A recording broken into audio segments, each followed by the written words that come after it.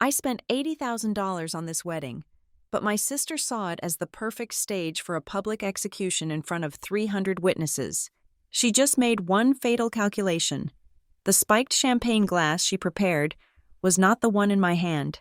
As she grabbed the microphone for her toast, the poison she meant for me ended up destroying her instead.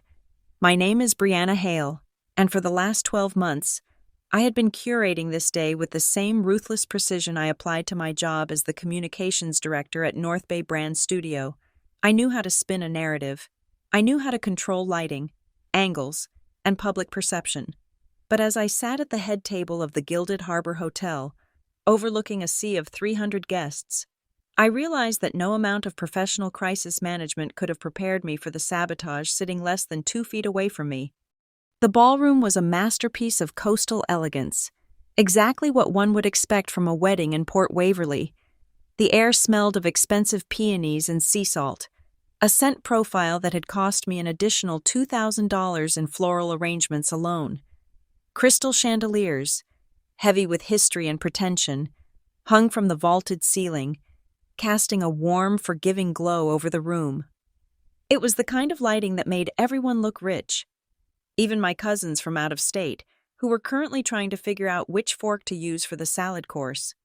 I had spent $80,000 on this day. $80,000. It was a staggering sum. Money I had saved meticulously, dollar by dollar. Over a decade of climbing the corporate ladder, I had wanted everything to be perfect, not just for myself, but to prove a point. I was marrying Grant Whitmore. Grant, with his kind eyes and his steady hands, a man who spent his days piecing shattered bones back together as an orthopedic surgery resident. He came from a world where $80,000 was what one might spend on a casual summer renovation of a pool house, not a life savings. The Whitmores were old money. They were the kind of people whose names were carved into hospital wings and library rotundas. They were polite, gracious, and terrifyingly judgmental in that quiet, invisible way that only the truly wealthy can master. I felt Grant's hand find mine under the heavy silk tablecloth. He gave my fingers a gentle squeeze, his thumb tracing the platinum band that now sat on my finger. He looked handsome in his tuxedo, calm and grounded, completely unaware that the woman sitting to my right was currently plotting my social destruction. Lila Hale, my sister, my maid of honor. At 29 years old, Lila was 3 years my junior but behaved as if she were permanently stuck in a high school cafeteria battle for popularity. She called herself an influencer, a title she wore like armor, though her engagement rates were mostly fueled by hate-watching and desperate thirst traps. She sat next to me, shimmering in a custom bridesmaid gown that she had complained about for 6 months before demanding I pay for it. She was beautiful, objectively speaking, with the same dark hair and pale eyes as me, but where my features were often described as sharp or professional, Lila's were softer, practiced, designed for the front-facing camera of a smartphone. She was sitting too close. That was the first thing that set my nerves on edge.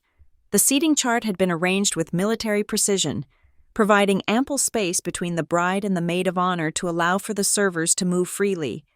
Yet, Lila had shifted her chair. She was encroaching on my personal space. Her perfume, something heavy and sweet that clashed with the peonies, invading my senses. "You look tense, Bree," Lila whispered, leaning in. Her voice was low, laced with that faux concern she had perfected over a lifetime of manipulation. "Smile. People are taking pictures. You do not want to look like a bridezilla on your big day.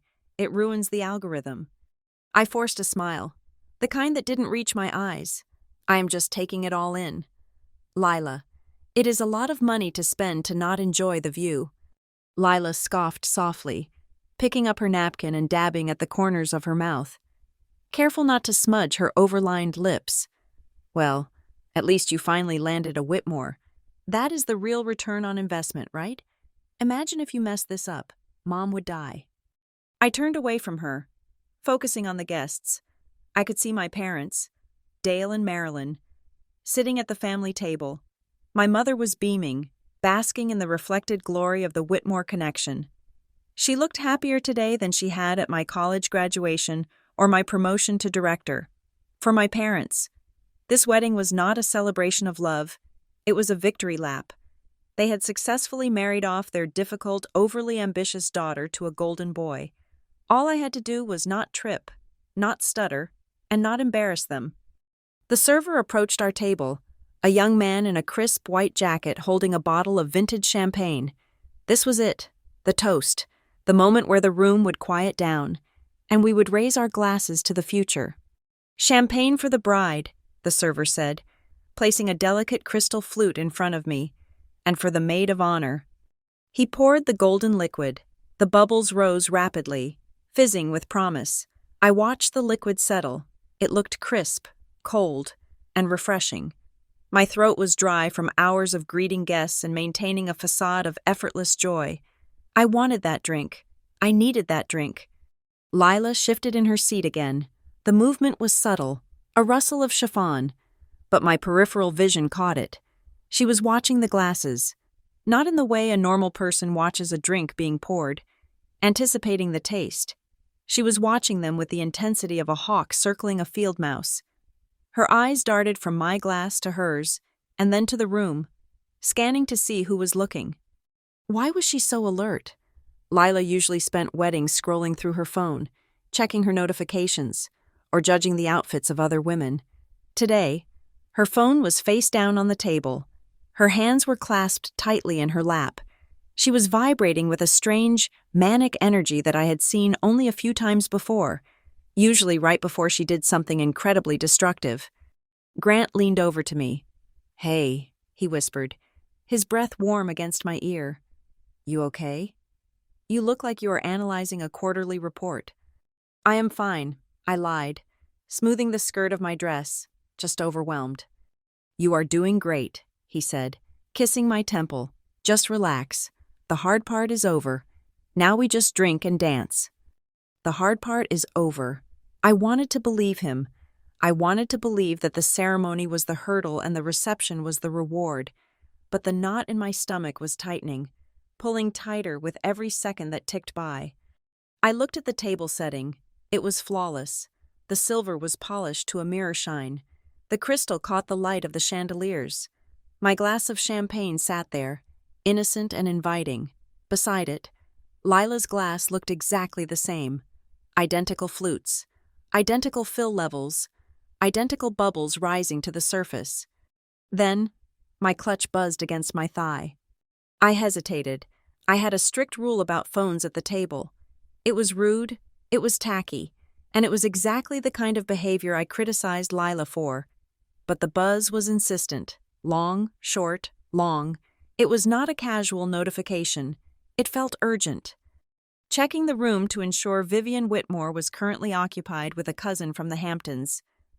I slipped my hand into my clutch and pulled out the phone, keeping it below the table's edge. I glanced down, expecting a text from the wedding planner about the cake-cutting schedule or a frantic message from a vendor. It was a text from an unsaved number, no name, no photo, just a string of digits. The message was short, typed in all caps, screaming silently from the illuminated screen. "Don't drink. Switch glasses." The air left my lungs. The sounds of the ballroom, the clinking silverware, the jazz band playing a soft rendition of a classic standard, the murmur of 300 conversations seemed to drop away, leaving me in a vacuum of sudden, sharp clarity. I stared at the phone. "Don't drink. Switch glasses." I looked up, my heart hammering against my ribs like a trapped bird. My eyes locked onto the champagne flute sitting in front of me. It looked perfectly normal. It sparkled under the lights, but suddenly, it did not look like a celebration. It looked like a weapon. I turned my head slowly to look at Lila. She was not looking at me. She was looking at the MC, who was approaching the microphone to announce the speeches, but there was a tightness in her jaw, a subtle flare of her nostrils. She was holding her breath. She was waiting for something. The realization hit me with the force of a physical blow. She had done something. I did not know what, and I did not know how. But the text was not a prank. I felt it in my gut. That primal instinct that had developed over 32 years of surviving Lila's petty cruelties. But this was not petty. This was not stealing my favorite sweater or lying to our parents about who broke a vase. We were in front of the Whitmores. We were in front of the most important people in Port Waverley. If I drank something that made me sick, or slurred my speech, or caused me to pass out, it would not be seen as a tragic accident. In this circle, it would be seen as a character flaw. It would be a story told at country clubs for the next 20 years. Remember that girl Grant married? The one who got wasted and vomited on the cake? I always knew she wasn't quite right for him. Lila knew that. Lila counted on that. She knew that in the high-stakes world I had fought so hard to enter, a loss of control was the ultimate sin. My hands started to tremble, and I clenched them together to stop the motion. I looked at Grant, who was smiling at his father across the room. I could not tell him, not here, not now, if I caused a scene, if I accused my sister of poisoning me without proof, I would look like the crazy one. I would be the drama queen ruining my own wedding. Lila would play the victim perfectly. Tears welling up in her big doe eyes, claiming I was paranoid, claiming I was jealous, claiming I was attacking her on my special day. No, I could not make a scene. I had to be smarter than that. The MC tapped the microphone, the sound echoing through the hall. Ladies and gentlemen, if I could have your attention, please. We are going to start the toasts shortly. Please charge your glasses. The room fell silent. 300 people reached for their champagne flutes. The sound of chairs shifting and fabric rustling filled the void. Lila reached for her glass. She held it by the stem, her pinky finger extended, posing for an invisible camera. She turned to me, her eyes gleaming with a malice that she didn't bother to hide now that the spotlight was hitting us. Ready for the big moment. Big sister, she whispered, her voice dripping with artificial sweetness. I looked at my glass, the poison chalice, the trap set by my own blood. I looked at the text message one last time before locking the phone and sliding it back into my clutch. Switch glasses. It was an impossible command. We were at the head table. We were elevated on a platform. 300 pairs of eyes were fixed on us. There were photographers snapping pictures every 3 seconds. A videographer was panning across the bridal party. How was I supposed to switch the glasses without the entire room seeing it? How was I supposed to outmaneuver a girl who had spent her entire life watching me, studying me, waiting for me to slip? But as I looked at Lila's smug, expectant face, something cold and hard settled in my chest. She thought she had won. She thought she had cornered me. She thought that because I was the responsible one, the one who always followed the rules, the one who always kept the peace, that I would just sit there and take it. She was wrong.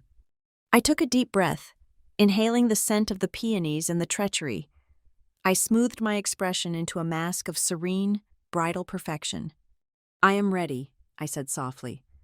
I reached for my glass, but I did not lift it, not yet. I had to wait for the perfect second. I had to wait for the distraction.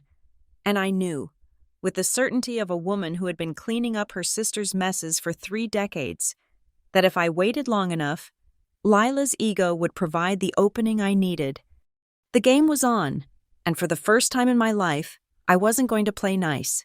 The text message glowing on my screen was not just a warning about a poisoned drink. It was a violent validation of a reality I had lived with for my entire existence. For 32 years, I had been trained to anticipate the blow, absorb the impact, and silence my own reactions so that the house would remain standing. Growing up in the Hale household was an exercise in strategic surrender. My parents, Dale and Marilyn, did not raise 2 daughters with equal affection. They raised one protagonist and one supporting character whose sole purpose was to facilitate the star's journey. Lila was the golden child, a creature of light and chaos whose gravity bent the entire family around her whims. I was the moon, visible only when reflected, and destined to remain in the cold, quiet orbit of her needs. The dynamic was established before I could even articulate the injustice of it. I was 3 years old when Lila was born, and from the moment she arrived, the rules changed. If Lila broke a vase, it was because I should have been watching her. If Lila screamed in the grocery store, It was because my presence was somehow overstimulating her. The mantra of my childhood was a single, suffocating sentence that my mother repeated like a prayer. Be the bigger person, Brianna. Being the bigger person always meant losing. It meant giving up the last slice of cake because Lila was crying. It meant handing over my favorite doll because Lila wanted it, and her happiness was fragile.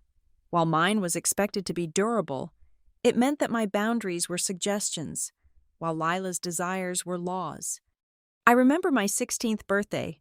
I had saved my allowance for 6 months to buy a specific dress for my party, a modest dinner at a local Italian restaurant. It was emerald green, silk, and it made me feel like an adult.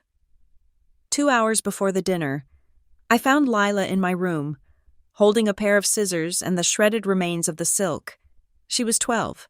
She looked up at me with wide, wet eyes and said she was just trying to customize it because she wanted to be a fashion designer. When I screamed, my father came running, but he did not look at the ruined dress that represented months of my discipline. He looked at Lila's tears. "Stop yelling at your sister," he had snapped, his voice sharp with annoyance. "It is just a dress. Brianna, she is only a child. You are ruining the mood of the house." I ended up wearing jeans to my own birthday dinner. Lila sat at the head of the table, beaming, telling jokes, while my parents praised her resilience for recovering from my outburst. I sat in silence, learning the lesson that would define my life. My pain was an inconvenience, and my justice was too expensive for this family to afford. As we grew older, Lila's manipulation evolved from clumsy destruction to psychological warfare. She learned that tears were a currency that never devalued in our house. If she failed a test, it was because the teacher hated her. If she lost a friend, it was because the friend was toxic. If she crashed her car, it was because the road was poorly designed. Dale and Marilyn nodded along, writing checks and making excuses, terrified of the tantrums that would ensue if they ever held her accountable. I, on the other hand, became the fixer. I became the one who did not need them. I buried myself in books, in extracurriculars, in anything that got me out of that house. I learned that if I wanted something, I had to earn it, secure it, and hide it. Success became my rebellion. When I landed the position at North Bay Brand Studio, it was a career-defining moment. I was 27, managing accounts worth millions, leading a team of 15 people. I invited my parents and Lila to dinner to celebrate. I paid for the meal, a $300 check that I was proud to cover. I remember sitting there, waiting for a congratulations that felt genuine. Instead, my mother looked at my business card, frowned, and said, "You are so lucky. Brianna, things just seem to fall into lap for you. You have always had it easy." Easy. I had worked 60-hour weeks. I had missed holidays. I had built a reputation from scratch in a cutthroat industry. Before I could correct her, Lila, who had dropped out of community college for the second time to pursue a career as a lifestyle vlogger, let out a dramatic sigh. She dropped her fork onto her plate with a clatter. "It is just so hard for me right now," Lila said, her voice trembling perfectly. "The algorithm is changing again. Nobody understands the pressure of being a public figure. I am trying so hard to build a brand, but the universe is just against me." The attention shifted instantly. My father reached over and patted Lila's hand. "We know, sweetie," he said, his voice soft and comforting. "You are under so much pressure. We are so proud of you for sticking with it. Do not worry about money. We can help with rent again this month." I sat there, the invisible daughter, paying the bill for the family that could not see me. That night, I realized that Lila did not just want to succeed. She needed me to be less than her. My stability was an insult to her chaos. My achievements were a mirror reflecting her failures, and she hated me for it. That envy had curdled into something darker over the last year. When Grant entered the picture, the dynamic shifted from passive-aggressive comments to active hostility. Grant was everything Lila wanted but could not keep.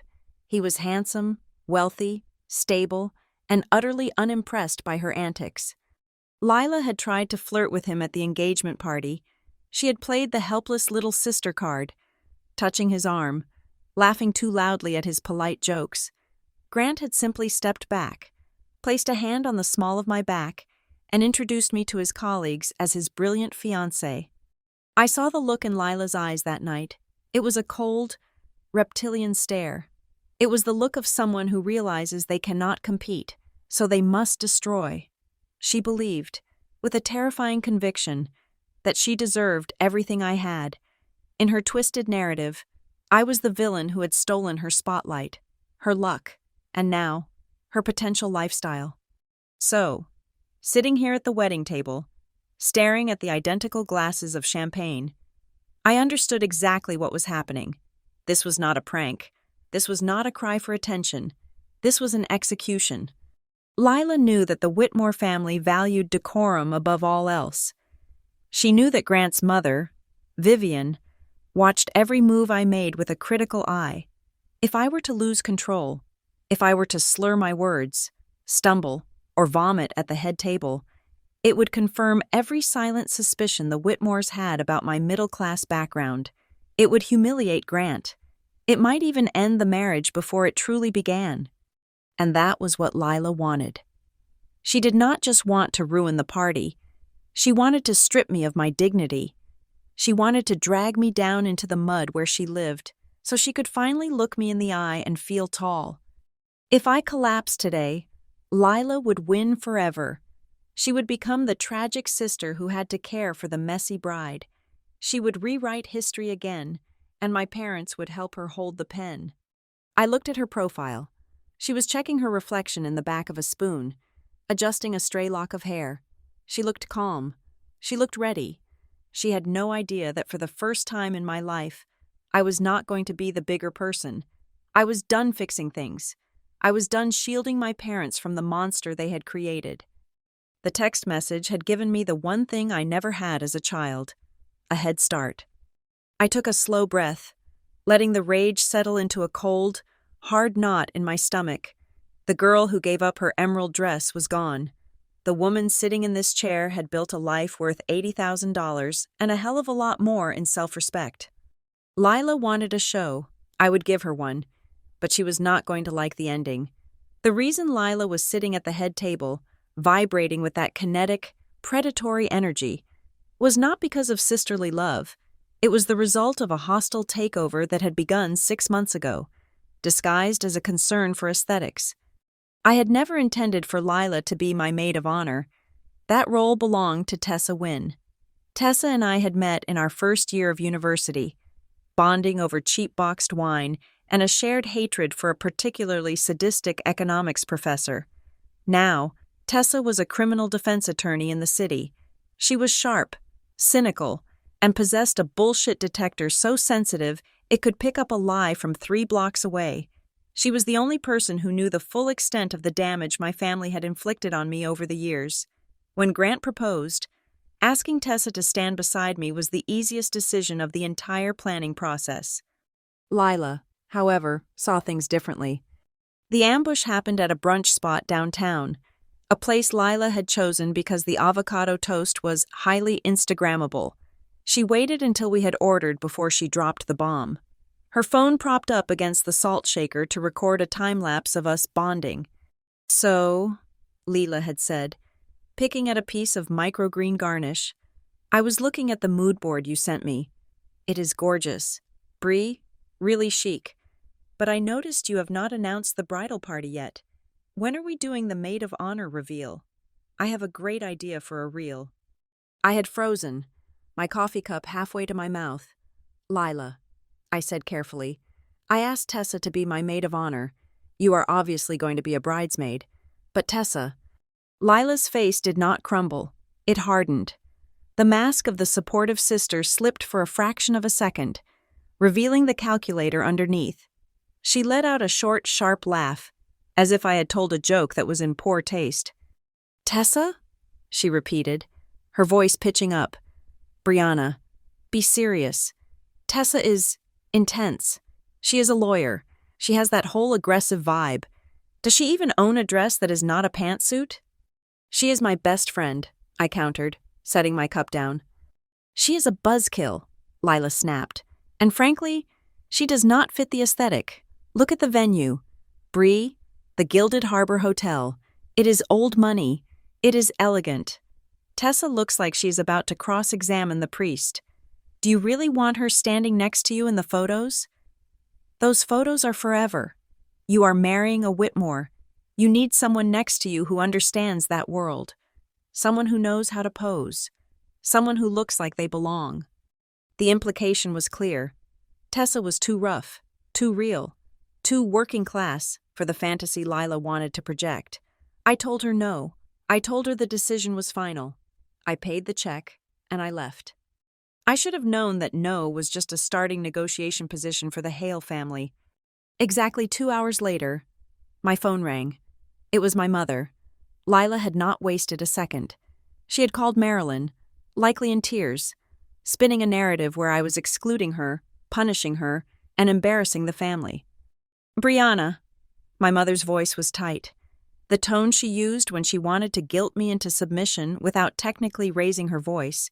Your father and I are very upset. Lila just called us. She is devastated. How could you slap your sister in the face like this? I am not slapping her. Mom, I am choosing my best friend. It looks terrible. My mother insisted. You are marrying into the Whitmore family. They are traditional people. What will they think if your own sister is demoted to a regular bridesmaid? They will think there is something wrong with our family. They will think we are broken.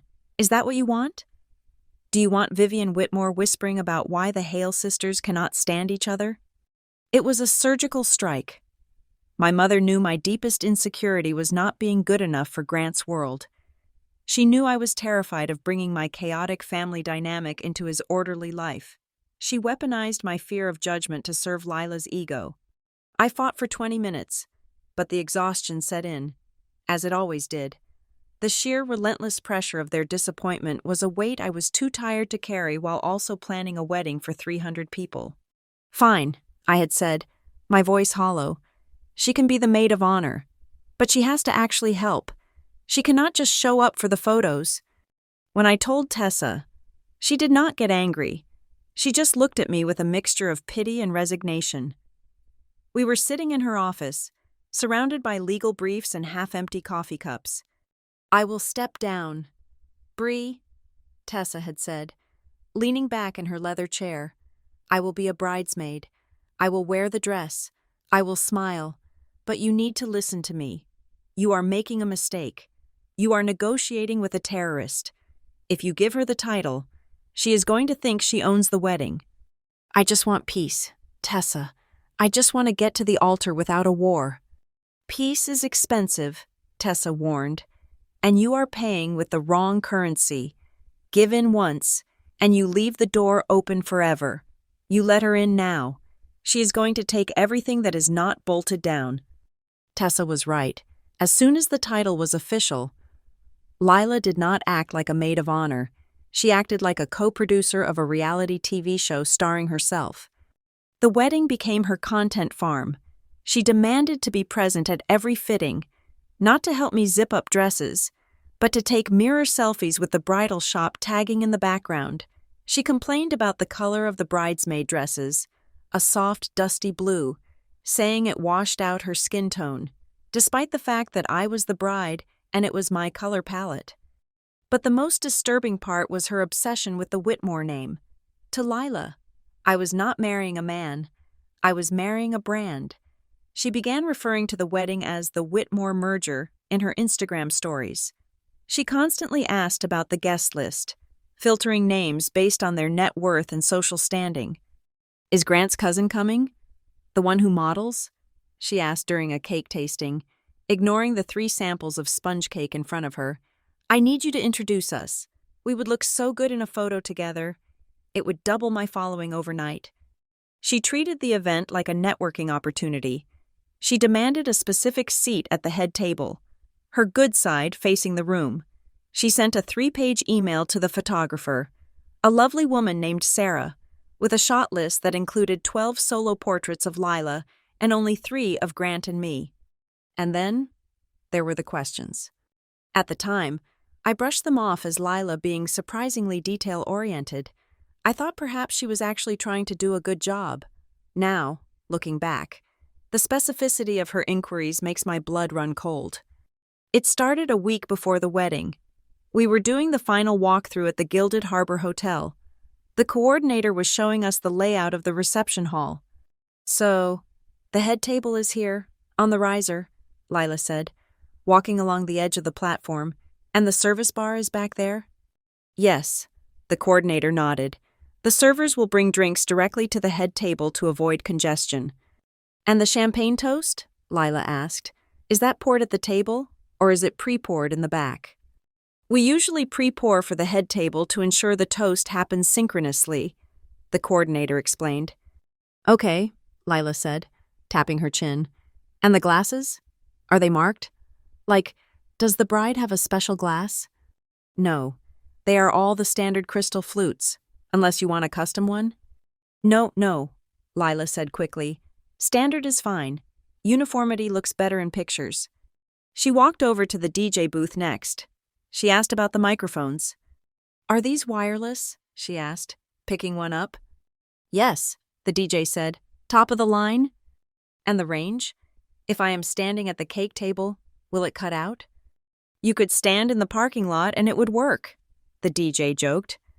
Lila did not laugh. She just nodded, her eyes scanning the distance between the cake table and the head table. She was measuring steps. She was calculating variables. 2 days later, she asked me about the timeline. "When exactly are the speeches?" she asked while I was trying to finish my vows. "Is it before or after the salad course?" "After the salad, before the entree," I said, not looking up. "Why?" "I just want to make sure I do not drink too much before I speak." She lied. "I want to be fresh. How long do I have? 5 minutes? 10? 3 minutes. Lila, keep it short." "And the servers? Do they refill the champagne during the speeches? Or is it just the one glass?" "Just the one glass for the toast," I said, exasperated. "Lila, why does this matter?" "I am just anxious," she said, her voice dropping into that familiar, fake vulnerability. "I want it to be perfect for you. I do not want any hiccups." Hiccups, that was what she called it. She was mapping out the mechanics of my humiliation. She needed to know if the glasses were identical so she could switch them without detection. She needed to know the wine service was pre-poured, so she wouldn't have to tamper with a bottle in front of a waiter. She needed to know the microphone range to ensure that when the drugs hit my system, she would be in the perfect position to narrate my downfall. She had built a trap out of logistics. Back at the head table, the reality of her planning crashed down on me. I watched her hand hovering near her glass, the glass she thought was hers. She was smiling at a camera that wasn't there, preening for an audience she believed she had already won over. She had spent months trying to turn my wedding into her launch party. She had bullied my parents, insulted my best friend, and treated my husband's family like stepping stones. She believed she was the smartest person in the room. But she had made one critical error. She had underestimated the paranoia she had instilled in me. She had spent a lifetime teaching me to watch my back, and now she was shocked that I had finally learned the lesson. The MC's voice boomed through the speakers, cutting through my thoughts. "And now, for the first toast of the evening, please welcome the maid of honor, Lila Hale." Applause rippled through the room. It was polite, restrained, the sound of wealthy people going through the motions. Lila stood up. She smoothed her dress, threw her shoulders back, and grabbed her champagne glass. My glass. She turned to me, her eyes flashing with triumph. She raised the glass slightly in my direction, a silent mock salute before she turned to walk toward the microphone stand near the cake. I watched her go. I sat perfectly still, my hands folded in my lap, feeling the cold condensation of the glass, her glass, seeping into my fingertips. "Go ahead." "Lila," I thought, a dark, unfamiliar thrill racing through my veins. "Take the stage. It is exactly where you belong." The reason I was prepared for Lila's physical betrayal at the reception was that I had already uncovered her financial betrayal weeks before the first bottle of champagne was even uncorked. The poison in the glass was just the final desperate act of a woman who knew her house of cards was about to catch fire. It started with a dress, as these things often do in the distorted reality of wedding planning. About 2 months before the wedding, Lila had decided that the standard bridesmaid dress I had selected, a tasteful, floor-length chiffon gown that cost $250, was insufficient for her status as maid of honor. We were at the boutique, and while the other girls were dutifully getting measured, Lila was holding up a designer sample that looked more like a red carpet statement piece than bridal party attire. It was structured, heavily beaded, and cost $800. "I cannot wear chiffon, Brianna," she had whined, looking at herself in the trifold mirror. "It does not photograph well on me. It makes me look cheap, and if I look cheap standing next to you, it brings down the whole visual value of the wedding." "Lila," I had said, trying to keep my voice level, "the dress code is uniform. You are wearing what everyone else is wearing." "But I am the sister," she argued. "I am supposed to stand out. Besides, you can afford it. You are spending $80,000 on a party. What is another $800? You are marrying a Whitmore. Do not be stingy." It was that phrase again. "You are marrying a Whitmore," as if my fiancé's last name was a blank check that she was entitled to cash. My mother, of course, had sided with her. Just buy it for her.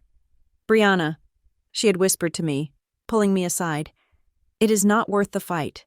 She is going through a hard time financially. Just consider it a gift." A hard time financially.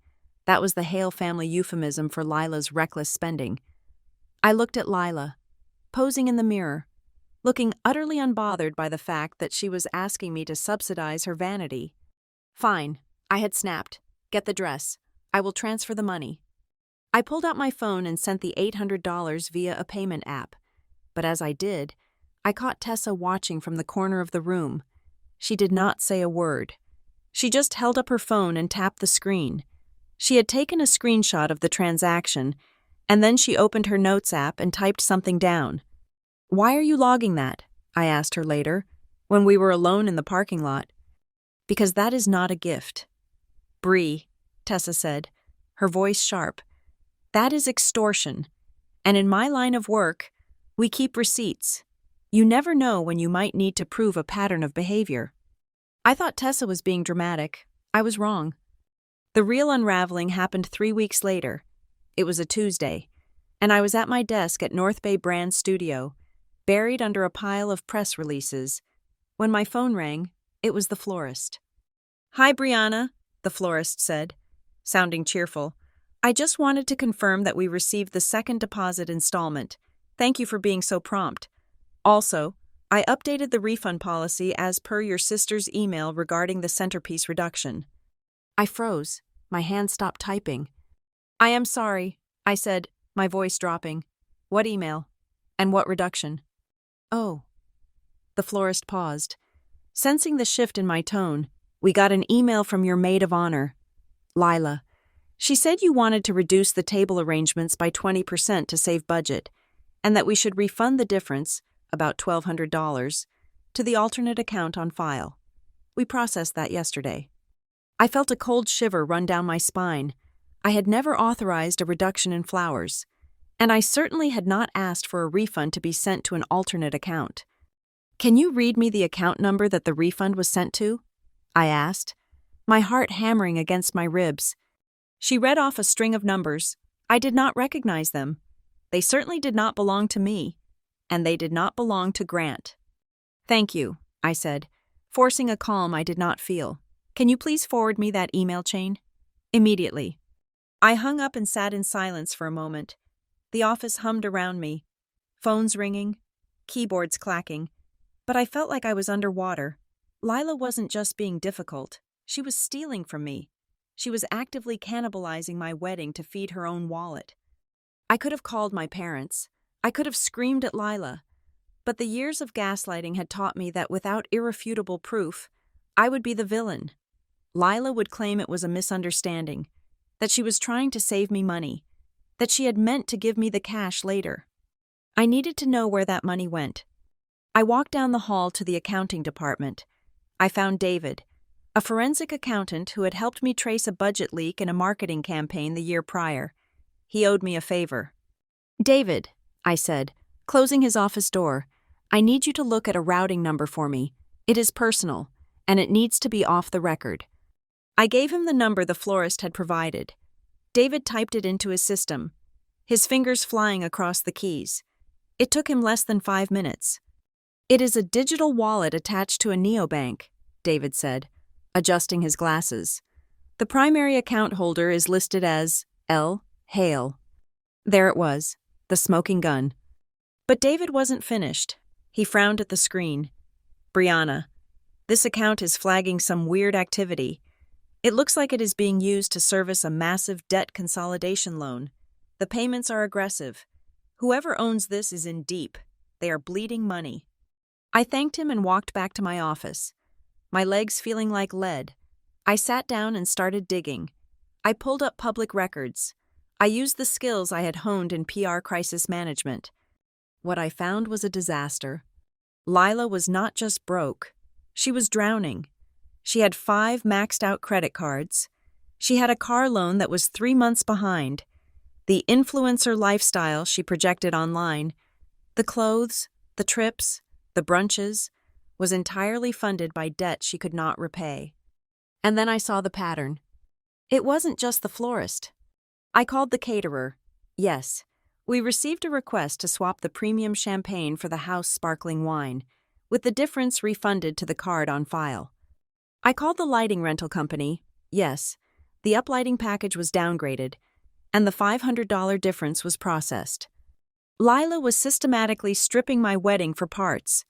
She was downgrading the quality of my event behind my back, intercepting the refunds, and funneling the cash into her own desperate attempts to stay afloat.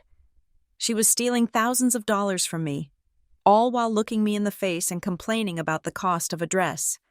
The wedding was not a celebration to her. It was a liquidity event. It was a heist. The rage that filled me was not hot. It was ice cold. It was the clarity of a woman who finally sees the monster in the daylight. All these years, I thought she just hated me, but it was worse than hate. She viewed me as a resource. I was just something to be harvested. I called Tessa. I met her at her office that evening. I laid everything out on her desk. The emails from the vendors, the transaction logs David had found, the credit reports. Tessa looked through the papers in silence. Her face was grim. "This is fraud, Bree," she said, tapping a printout of the florist email. "Straight-up wire fraud. You could put her in jail for this." "I know," I said, staring at the evidence, "but I cannot arrest her 3 days before the wedding. My parents would never forgive me. It would destroy the family." "So what is the play?" Tessa asked. "I am going to let the wedding happen," I said, my voice steady. "I am going to let her think she got away with it. I have already called the vendors and paid the difference to reinstate the original packages. I locked down the accounts so she cannot make any more changes. She does not know I know." Tessa leaned forward, her eyes narrowing. "She is going to be dangerous. Bree, if she is this desperate for money, she is desperate for control. If she realizes she cannot skim any more cash, she might try to hurt you in other ways. People like this, when they are cornered, they lash out." "Let her try," I said. "I am done being the victim." Tessa picked up the stack of papers and locked them in her file cabinet. "Okay," she said, "we keep this as leverage. This is the nuclear option. But listen to me carefully."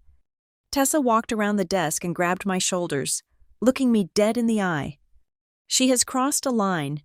She is not your sister anymore. She is a liability. On the day of the wedding, you watch her hands, you watch what she gives you. Because a person who will steal $5,000 from you in secret will do much worse to your face if they think they can get away with it." I nodded, feeling the weight of her warning. "And Bree," Tessa added, her voice dropping to a whisper, "if she dares to hand you a drink, if she even touches your glass, you do not drink it. Because if she tries to dose you, I want to be the one who nails the coffin shut. I will have my phone ready. If she makes a move, there will be a microphone, and there will be a witness. I thought about that conversation as I sat at the head table, watching Lila walk toward the stage. I thought about the thousands of dollars she had stolen. I thought about the debts she was trying to hide. Lila wasn't just trying to embarrass me tonight, she was trying to secure her getaway. If I was humiliated, if the wedding was a disaster, no one would be looking at the financial details. Chaos was her cover. But she didn't know that I had the receipts. She didn't know that while she was playing checkers with champagne glasses, I was playing chess with her freedom. She reached the microphone. She tapped it. The sound echoed through the room. My sister. The thief. My sister. The poisoner. Go ahead, Lila. I thought, dig your grave. I have the shovel right here. To understand why I sat there with ice in my veins as Lila walked toward the microphone, you have to rewind the clock exactly 15 minutes. You have to go back to the moment before the speeches began, when the ballroom of the Gilded Harbor Hotel was still just a beautiful, glittering lie. The atmosphere in the room was suffocatingly perfect. It was the kind of scene that belonged in the pages of a high-end bridal magazine, the kind that makes you believe in fairy tales if you do not look too closely at the price tags.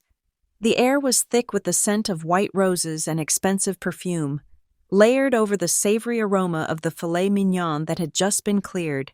A jazz quartet was playing a soft, liquid rendition of The Way You Look Tonight in the corner, the upright bass thumping a rhythm that synced with the heartbeat of the room. Above us, the crystal chandeliers were dimmed to a romantic amber glow, casting soft shadows that flattered the guests and hid the dust. It was a masterclass in optics. To the 300 guests sitting at the round tables before us, we were the picture of dynastic bliss, the Hales and the Whitmores, united in holy matrimony. But from where I sat at the head table, elevated on a riser like a display in a museum, the reality was a cold war fought with smiles and silverware. I was seated in the center, the anchor of the arrangement. To my left was Grant, my husband of 3 hours. He looked relaxed, his tuxedo jacket unbuttoned, one hand resting casually on the tablecloth near mine. He was laughing at something his best man, a fellow surgeon named Julian, had just whispered to him. Grant was in his element here. He was used to being on display. He had been raised in rooms like this, under lights like these. He did not feel the pressure. He just felt the party.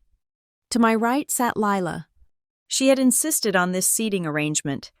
Traditionally, the best man sits next to the bride, but Lila had argued that for the visual balance of the photos, the maid of honor should be next to the bride. She wanted to be in every frame. She wanted to be the bookend to my story. She sat close to me, too close. Her chair was angled slightly inward, encroaching on my personal space. I could smell the sharp, metallic tang of her hairspray mixed with the heavy floral notes of her perfume. She was vibrating with a nervous, manic energy, her leg bouncing beneath the heavy tablecloth, shaking the silverware ever so slightly. Every time I looked at her, she was not looking at me. She was looking at the table. Specifically, she was looking at the space directly in front of us, where our drinks were placed. This was the danger zone. The hotel staff had done their job with terrifying precision. The table setting was a study in symmetry. The charger plates were gold-rimmed, the napkins were folded into crisp architectural shapes, and the champagne flutes, the vessels of our upcoming toast, were identical. They were tall, slender crystal glasses, etched with a delicate vine pattern. They were filled to the exact same level with pale, golden vintage champagne. There was no coaster, no charm, no distinguishing mark to tell them apart. If you looked away for a second, if you shifted in your seat, if the lighting changed, you could easily lose track of which glass was yours. And Lila knew it. I tried to focus on the room. I tried to lock eyes with my parents, who were sitting at table 1, looking pleased with themselves. But my internal radar was screaming. I felt like a gazelle at a watering hole, sensing the movement in the tall grass. Across the dance floor, at table 4, a prime spot I had fought to secure, sat Tessa Wynne. Tessa was not eating. She was not drinking. She was sitting with her back straight, her dark eyes fixed on the head table with the intensity of a sniper. She had positioned herself perfectly. From her seat, she had a direct, unobstructed line of sight to me and Lila. While the other guests were busy chatting or checking their makeup in their phone cameras, Tessa was working. She was my security detail disguised in a navy silk dress. I caught her eye. She gave me a microscopic nod, barely a dip of her chin. "I am watching," it said. "I have you." The server approached to pour water. Lila shifted. She picked up her clutch from her lap and placed it on the table, right next to her plate. It was a bulky, beaded thing. It created a small visual barrier between us, blocking the view of her hands from the guests on the right side of the room. "That is a nice bag," I said, keeping my voice neutral. "Thanks," Lila said, her voice tight. "It fits my phone." She did not look at me. Her eyes darted to the waitstaff, tracking their movements. She was waiting for the lull. She was waiting for the moment when the servers retreated and the guests were distracted by the transition between courses. It happened fast. It happened with the kind of casual fluidity that proved she had rehearsed it. Grant leaned over to me. "Bree, look at my mom," he whispered, nudging my shoulder gently. I turned my head to the left, down at the family table. Vivian Whitmore was holding court, laughing elegantly with a senator's wife. It was a perfect candid moment. Grant squeezed my hand, distracting me, pulling my attention into his warm, safe orbit. For 3 seconds, my eyes were off the table. In those 3 seconds, the world shifted. I did not see it happen. I only felt the shift in the air, the sudden movement beside me. When I turned back, Lila was leaning forward, her hand hovering over my place setting. "Oh, sorry," she said, pulling her hand back quickly. Her voice was too loud, too bright. "Your name card was crooked. It was bugging me. Just fixed it for the pictures." She smiled. It was a wide, brittle smile that showed too many teeth. I looked down. The little cardstock tent with Mrs. Brianna Whitmore written in calligraphy was indeed perfectly straight. But my champagne glass, had it moved? It looked exactly the same. The bubbles were still rising in a steady stream. The condensation was still clinging to the cold crystal. But something felt wrong.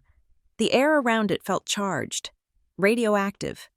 Lila picked up her napkin and dabbed her mouth, her eyes dancing with a secret delight.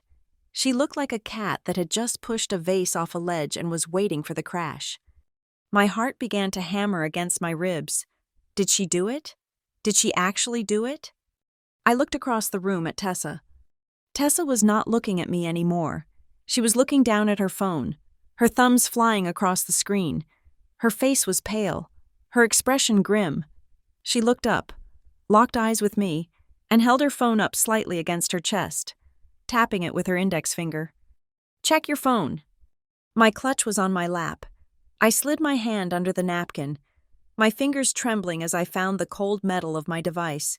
I pulled it out, keeping it low, hidden in the folds of my dress. I pressed the side button. The screen lit up. The brightness was blinding in the dim light. One new message from Tessa. The preview text was short. It was brutal. It was the confirmation of every nightmare I had ever had about my sister. "Switch glasses. She just dropped something in." The breath left my lungs in a silent rush. It was not a hunch. It was not paranoia. Tessa had seen it. She had watched Lila use the cover of my distraction, the excuse of the name card, to slip something into my drink. A pill? A powder? Liquid? It did not matter. What mattered was the intent. Lila intended to drug me. She intended to drug me at my own wedding, in front of 300 people, in front of my new husband, in front of the family I had spent years trying to impress. She wanted me to lose control.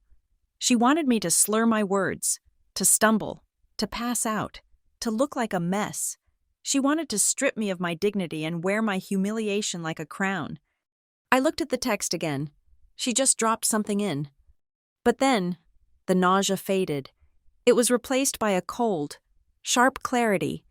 the same coldness that had helped me navigate corporate boardrooms and navigate the minefield of my childhood home. This was not a tragedy. This was a tactical error. Lila thought she was the hunter. She thought she was the only one playing the game. She didn't know that I had a spotter. She didn't know that her perfect crime had been witnessed by a criminal defense attorney who knew exactly what guilt looked like. I slipped the phone back into my clutch. I took a deep breath, filling my lungs with the scent of lilies and betrayal. I turned to Lila. "Is everything okay?" she asked, noticing my movement. "You look a little pale." "I am fine," I said, forcing a smile that felt like it was carved out of marble. "Just nervous about the speeches. I hope I do not say anything stupid." "Oh, do not worry," Lila said, reaching for her water glass, her eyes flickering to my champagne. "I am sure you will be memorable." Memorable. Yes, that was the word. The MC walked up to the microphone stand in the center of the dance floor. The feedback whine of the audio system cut through the jazz music. The room quieted down. 300 faces turned toward the head table. "Ladies and gentlemen," the MC announced, his voice booming, "we are going to kick off the evening with a few words. Please charge your glasses." This was it, the moment of truth. Lila turned to me. Her eyes were shining. She looked at my glass. She looked at me. She was practically vibrating with anticipation. She expected me to pick up that glass. She expected me to drink. She expected the show to begin. I looked at the two glasses, side by side, twins of destruction. I knew what I had to do. I knew the window of opportunity would be microscopic. I needed a distraction, a bigger one than a crooked name card. I needed a shield. And as if summoned by fate, Vivian Whitmore stood up at the family table. She was wearing a silver gown that cost more than my first car. She raised her hand to wave at someone on the balcony. Perhaps the photographer. Perhaps a friend. It was a grand, sweeping gesture that commanded the attention of the entire room. "Did you see who your mother is waving at?" I asked Lila, pointing toward the balcony, my voice laced with fake curiosity. "Is that the governor?" Lila's head snapped around. The mention of the governor was like catnip. She turned her entire body away from the table, craning her neck to look up at the balcony, desperate to catch a glimpse of high-status celebrity. "No way," she gasped. "Where?" Her back was to me. The room was looking at Vivian. Grant was looking at his mother. I had 3 seconds. I did not lift the glasses. Lifting them would catch the light. Lifting them would draw the eye. Instead, I placed my hands on the bases of the flutes. The condensation made the tablecloth slick.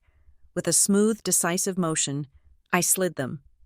My glass slid right. Her glass slid left. They crossed paths in a blur of crystal and gold. I rotated the stems so the slight smudge of lipstick on my rim was facing her, and the pristine rim of her glass was facing me. It took 2 seconds. By the time Lila turned back, looking disappointed, my hands were folded in my lap. "I do not see him," Lila said, pouting. "Are you sure?" "Maybe it was just someone who looked like him," I said, my heart beating a slow, heavy rhythm of victory against my ribs. "My mistake." Lila shrugged and turned back to the table. She looked at the glass in front of her. She looked at the glass in front of me. She saw nothing different. She saw exactly what she expected to see. She reached out and wrapped her fingers around the stem of the glass on her right. My glass. The safe glass. I reached out and took the glass on my left. Her glass. The loaded gun. "Cheers, Lila," I whispered, raising the glass to her. "Cheers," she smirked, "to a night full of surprises." She had no idea. As the MC introduced the best man, I sat there holding the poisoned chalice, watching my sister sip from the clean cup, knowing that in a few minutes, when it was her turn to speak, she would reach for the closest drink, the one I would conveniently place near the microphone, and she would seal her own fate. But for now, I just smiled, because the trap had been sprung, and the rat was already inside. The problem with a trap set in the middle of a crowded room is that the diffusing mechanism requires a level of privacy that simply does not exist at a wedding reception. I sat there, my heart hammering a frantic rhythm against my ribs, staring at the two identical flutes of champagne. The glass on the left was safe. The glass on the right, my glass, was a loaded weapon. Lila was watching me. Her gaze was not constant, but it was consistent enough. She would glance at the crowd, smile at a camera, and then her eyes would snap back to the table, checking the perimeter, ensuring that her little science experiment remained undisturbed. I could not just reach out and swap them. If I lifted the glasses, the movement would be too broad. The crystal would catch the light, the motion would draw her eye, and the game would be over before it began. She would call me out, make a scene, or simply knock the glass over and claim it was an accident, destroying the evidence. I needed a shield. I needed a distraction so overwhelming, so demanding of attention, that even Lila's obsession with my destruction would be momentarily eclipsed. I needed Vivian Whitmore. And as if summoned by the sheer desperation of my internal monologue, my mother-in-law materialized at the edge of the dance floor. Vivian did not walk. She glided. She moved with the hydraulic grace of an ocean liner entering a harbor. She was wearing a gunmetal silver gown that likely cost more than my entire college education, and her presence commanded the room in a way that sucked the oxygen right out of the air. When Vivian Whitmore moved, people stopped chewing. When she spoke, the jazz band seemed to play softer. She was heading straight for the head table. I saw the change in Lila's posture immediately. It was biological, like a flower turning toward the sun, or perhaps more accurately, like a parasite sensing a host. Lila's obsession with the Whitmore family was the only thing stronger than her hatred for me. She straightened her spine. She moistened her lips. She physically turned in her chair, angling her body away from me and toward the approaching matriarch, desperate to be acknowledged, desperate to be seen as part of the inner circle. This was it. Vivian stopped at the base of the riser, directly behind Lila's right shoulder. "Lila!" Vivian's voice was crisp, projecting effortlessly over the low hum of conversation. "I simply had to tell you, that color is surprisingly forgiving on you. And the speech? I trust we are keeping it brief?" Lila spun around. She turned her back to the table completely, her face lighting up with a sycophantic glow that was painful to watch. "Oh, Mrs. Whitmore," Lila gushed, leaning over the back of her chair, effectively blocking her own view of the table with her own body. "Thank you so much. And yes, of course, short and sweet. I just want to honor Brianna and Grant." I had 5 seconds, maybe 6. I did not look at Vivian. I did not look at Lila. I narrowed my entire world down to the 12 inches of damask tablecloth in front of me. I did not lift the glasses. Lifting was amateur. Lifting created vertical movement that the peripheral vision could catch.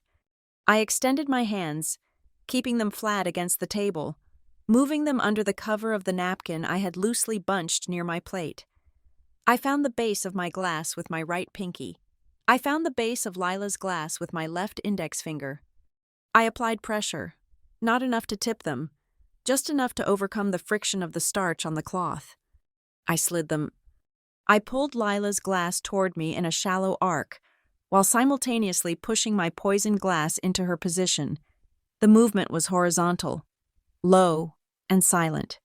The heavy crystal bases glided over the fabric with a whisper of sound that was instantly swallowed by the chatter of the room. 1 second, the glasses crossed paths. 2 seconds, they settled into their new homes. But I was not done. The devil is in the details, and the detail that would get me caught was the condensation in the lipstick. I had taken a sip of water earlier, but Lila had not touched her champagne. However, she had been holding her glass, fidgeting with it. The condensation pattern on the glass now sitting in front of me, the poisoned one, would be undisturbed. The glass I had just moved to her spot needed to look like her glass. With a flick of my wrist, I rotated the glass now sitting in Lila's spot. I turned it 3 degrees to the right, hiding a faint smudge on the rim from my own handling. Ensuring the pristine side faced her, I adjusted the spacing, making sure it sat exactly in the center of the charger plate's shadow, precisely where she had left it. 3 seconds. I pulled my hands back. I picked up my fork. I sat back in my chair. My heart was beating so hard, I thought it would vibrate the table. I felt a bead of sweat trickle down my spine, cold and sharp. Lila was still talking. That is so funny. Mrs. Whitmore, you are so right. She was still turned away. I had done it. I looked up, across the room, seeking the only confirmation that mattered. Tessa was sitting at table 4. She had lowered her phone. She was not looking at the text chain anymore. She was looking directly at me. Her face was an unreadable mask of professional detachment, the same face she wore when a jury read a verdict. She raised her own glass of champagne. She did not smile. She did not nod. She just lifted the glass an inch off the table, held it there for a heartbeat, and then set it back down. Target acquired. Package delivered. The relief was so intense it almost made me dizzy. I gripped the edge of the table to steady myself. Then, Lila turned back. She swung around in her chair, her face flushed with the triumph of having secured 30 seconds of FaceTime with the Queen Bee. She looked at me, her eyes sparkling with adrenaline. "She is so intense," Lila whispered, leaning in, conspiratorial now. "But she totally loves me. Did you hear that?" She complimented the dress. "She did," I said. My voice sounded strange to my own ears, distant and hollow. "You made an impression." Lila grinned. She looked down at the table. She looked at the glass sitting in front of her. The glass that contained enough sedative to knock out a horse. The glass she had prepared for me. She did not hesitate. She did not squint. She did not pause to analyze the bubbles or the condensation. Why would she? She had been the only one watching. She knew she hadn't moved. She knew I hadn't moved. At least, not in any way that she had seen. In her mind, the trap was still set. The safety was off. And I was sitting right in the crosshairs. She reached out and wrapped her fingers around the stem of the poisoned glass. "So," she said, her voice dripping with a fake, sugary sentimentality, "are we ready for this? The big moment?" I reached out and took the glass in front of me. The safe glass. Lila's glass. "I am ready if you are," I said. Lila smirked. It was a small, cruel twitch of her lips. She lifted her glass, my death sentence, now hers, and held it up to the light. "To us," she said, "and to everything getting exactly what it deserves." The irony was so thick I could taste it. I looked at her, really looked at her. I saw the envy in the lines of her eyes, the bitterness in the set of her jaw. I saw a sister who would rather see me unconscious on the floor than happy at the altar. I clinked my glass against hers. The sound was a clear, sharp bell tone that rang out like a judgment. "To everything getting what it deserves," I echoed. And then, I watched her drink. She took a long, confident swallow. She threw her head back slightly, savoring the vintage champagne, savoring the victory she thought she had already won. She lowered the glass, licked her lips, and smiled at me. "It is good, isn't it?" she asked. "It is delicious," I said, taking a sip of the clean, cold wine. The MC's voice boomed over the speakers again. "And now, please welcome to the microphone for her maid of honor speech, Lila Hale." Lila stood up. She smoothed her dress. She grabbed her glass, the poisoned glass, and strutted toward the stage. She walked with the swagger of a woman who owns the room. She had no idea that she was a walking corpse. She had no idea that with every step she took toward that microphone, the timer in her bloodstream was ticking down. I sat back and watched her go. I felt a strange calm settle over me. The fear was gone. The anxiety was gone. All that was left was the cold, hard satisfaction of the laws of physics, action and reaction, cause and effect. She had dug the pit. All I had done was step aside and let her fall in. As Lila strutted toward the stage, clutching the glass that was destined to be her undoing, I knew that the trap was not yet fully sprung. She had taken the bait. Yes, she had swallowed the poison, metaphorically and literally, but for the humiliation to be absolute, for her to feel safe enough to unleash her true nature in front of 300 people. She needed one final assurance. She needed to believe that the drug was working. She needed to see me fall. I sat back in my chair, allowing my spine to curve slightly, abandoning the rigid posture of the perfect bride. I let my eyelids droop, just a fraction, casting a heavy, sleepy shadow over my vision. It was a performance I had never rehearsed, but one I found surprisingly easy to execute. After all, I had spent a lifetime exhausted by her. Acting tired was just muscle memory. Grant was the first to notice. He was sensitive to shifts in my energy in a way that usually made me feel safe, but right now, it was a variable I had to manage. He turned to me, his brow furrowed in that clinical, doctor-like way he had when a patient's vitals didn't look right. "Bree?" he asked, his voice low and laced with concern. "You okay? You have gone quiet." I turned my head toward him slowly. I made sure my movement was just a beat too long.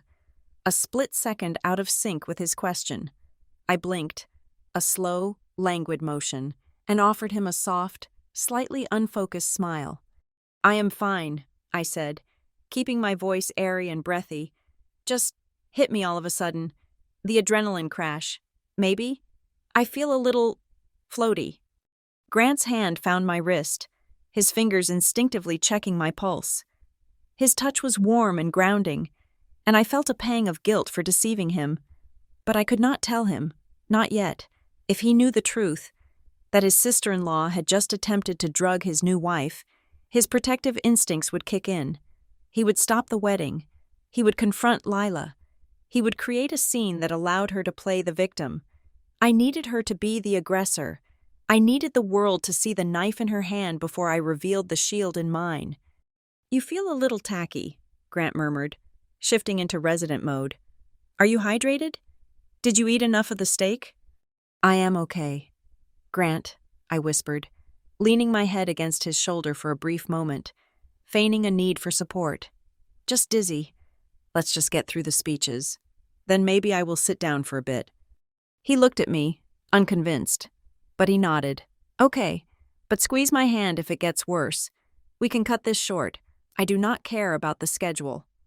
I squeezed his hand, a silent promise I intended to keep, but not in the way he thought. Out on the floor, Lila had reached the microphone stand.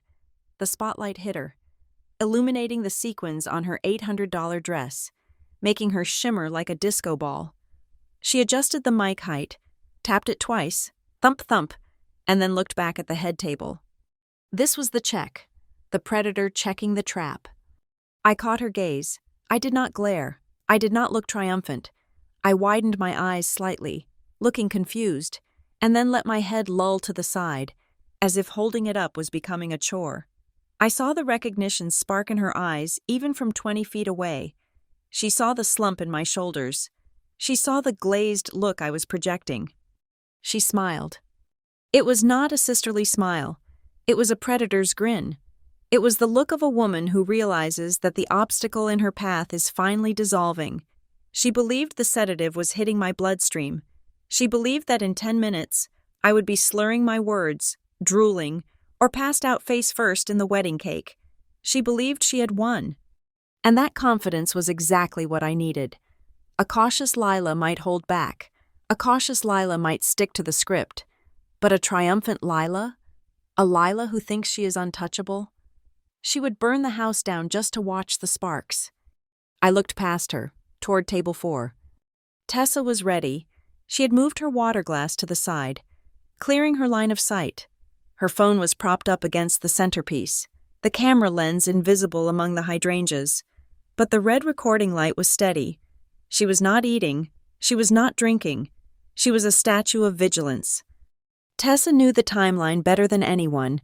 We had researched the common sedatives available on the black market, the kind Lila would likely buy from her sketchy promoter friends. Most liquid sedatives, when mixed with alcohol, hit hard and fast, 15 to 20 minutes for peak effect. Lila had consumed the drink 5 minutes ago. The clock was ticking. The MC's voice cut through the room again. "Ladies and gentlemen, let's give it up for the maid of honor, the bride's sister, Lila Hale. Applause rippled through the room. It was polite, but I could feel the tension. My family knew Lila was a loose cannon. My parents were smiling, but their eyes were tight. They were praying for a generic, safe speech. They were praying for Lila the good daughter. They had no idea that Lila the saboteur was currently standing at the mic, fueled by stolen money and champagne. Lila leaned into the microphone. She held her glass, my glass, in her right hand. She took another sip, a large one. I watched the liquid disappear. That was the second dose. She was accelerating her own demise. "Hello, everyone," Lila chirped, her voice amplified and echoing off the vaulted ceilings. She sounded bubbly, too bubbly.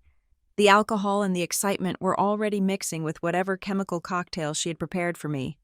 "I am Lila, Brianna's little sister," she continued, waving to the crowd. And honestly, looking at this room, wow. Just wow. I mean, $80,000 really does buy a lot of flowers, doesn't it? A few nervous chuckles rippled through the crowd. It was a tacky opening. Mentioning the price tag was a breach of etiquette, especially in front of the Whitmores. I saw Vivian Whitmore stiffen in her seat. My mother froze, her smile fixed and plastic. But Lila was just getting started. She turned to look at me, her eyes gleaming. You know, growing up, Brianna was always the responsible one, always saving her pennies, always studying. She was so rigid. Lila paused for effect, giggling, and I was the wild one. I was the one who knew how to have fun.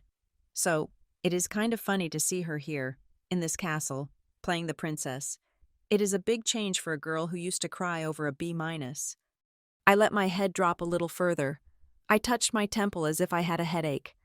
Lila saw it. She took another sip of champagne. The glass was half empty now. Grant leaned in. "Bree," he whispered urgent. "She is drunk. I should stop this." "No," I murmured, gripping his hand tighter. "Let her finish.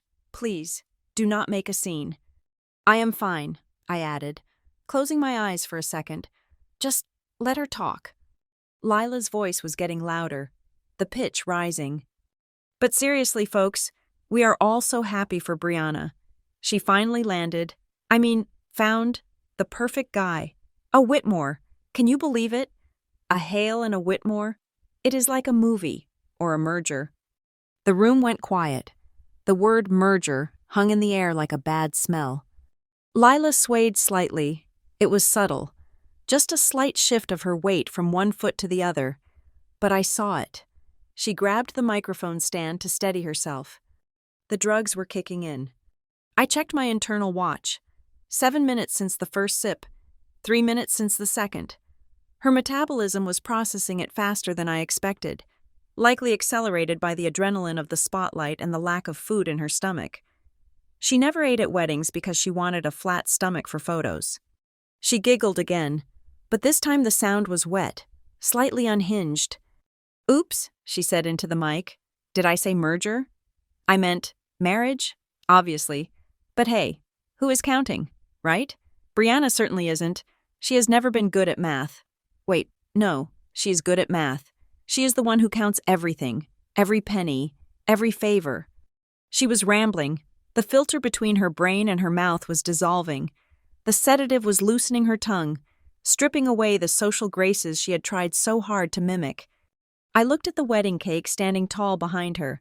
It was a 5-tier masterpiece of vanilla bean sponge and Swiss buttercream, adorned with sugar orchids. It cost $1,200. It was a symbol of excess, of perfection, of everything Lila envied, and she was standing dangerously close to it. Lila took another drink. She drained the glass. Empty. She held the empty glass up, staring at it for a second, as if confused by where the liquid had gone. Then she looked back at me. Her eyes were struggling to focus now. She blinked rapidly, trying to clear the fog that was undoubtedly rolling over her brain. She must have been confused. She expected to see me passing out. Instead, she was the one feeling the room spin, but her ego wouldn't let her stop. Her ego told her to push through, to finish the job. "So, here is to my sister." Lila slurred slightly. The S in sister came out a little too long, a little too soft. The one who always gets what she wants, even if she has to, even if She trailed off. She forgot her train of thought. The room was deadly silent. 300 people were watching a train wreck in slow motion. I sat up straight. I dropped the act. I opened my eyes fully, letting the drowsiness vanish instantly. I fixed my gaze on her, sharp, clear, and utterly cold. Lila looked at me. She saw the change. She saw me sitting there, perfectly composed, perfectly alert. The confusion on her face was a masterpiece. Her brows knitted together. She looked at her empty glass. She looked at my full water glass. She looked back at me. And in that moment, the realization hit her. It wasn't a thought. It was a physical sensation. The heaviness in her limbs, the fuzziness in her mouth, the ground tilting beneath her high heels. She wobbled. Grant started to stand up. I pulled him down. "Wait," I said, my voice clear and strong. "Watch." Lila gripped the microphone stand with both hands. She was trying to stay upright. She was trying to figure out why the floor was moving. She leaned into the mic, her voice a heavy, panicked whisper that boomed through the speakers. I do not feel good." It was not part of the toast. It was the truth, and it was the cue I had been waiting for. The silence in the room was not peaceful. It was the intake of breath before a scream. The stage was set. The villain had taken center stage, drank the poison, and delivered the prologue to her own destruction. Now, we just had to wait for the fall. The microphone stand was positioned dangerously close to the wedding cake, a decision Lila had made herself during the rehearsal. She had argued that the 5-tier confection, with its cascading sugar orchids and hand-painted gold leaf, provided the supreme backdrop for her social media content. She wanted the photo of her toast to look expensive. She wanted the framing to scream luxury. She did not realize that by tethering herself to the most fragile object in the room, she was setting the stage for a disaster that no filter could fix. Lila adjusted the microphone with a sharp, aggressive twist of her wrist. She stood with her hip cocked, posing for the photographer who was dutifully snapping away. The sequins on her gown caught the light, sending fractured reflections dancing across the icing of the cake behind her. She looked radiant, in that manufactured, high-gloss way that looks perfect on a screen, but feels slightly brittle in real life. I watched her from the head table, my hands clasped loosely in my lap. The glass she held, the glass I had slid across the linen just minutes ago, was still a quarter full. She had already consumed the majority of the sedative, but she held on to those last few ounces like a prop, a tool to punctuate her sentences. "Hey everyone," Lila said, her voice booming a little too loudly through the speakers. The feedback whine made a few guests wince. She giggled, a sound that was meant to be charming but came out with a sharp metallic edge. "Sorry about that. I am not used to being the one with the microphone.